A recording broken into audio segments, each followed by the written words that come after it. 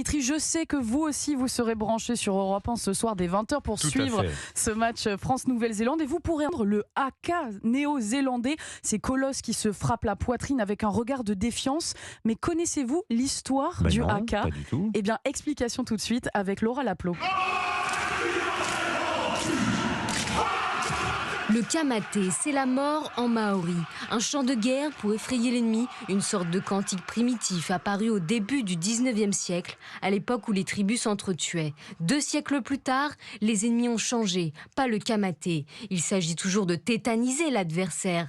Des grimaces, langue tirée, on frappe en rythme les cuisses et les bras, avec des variantes selon l'état d'esprit des joueurs, comme par exemple une gorge tranchée mimée avec le doigt pour signifier qu'ils sont invincibles. Le haka pour se donner du courage, le haka pour vaincre, mais l'expression aussi de la joie et de la colère lors des mariages et des funérailles.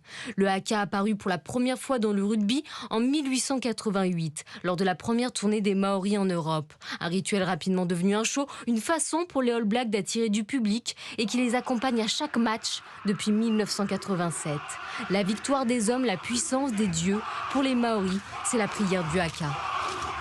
Laura Laplot pour Europe 1. Voilà, et vous savez ce que ça veut dire, kamate, kamate, kaora, kaora? Non. Ça veut dire c'est la mort, c'est la mort, c'est la vie, c'est la vie. Voici l'homme poilu qui est allé chercher le soleil et l'a fait briller. Vive le rugby!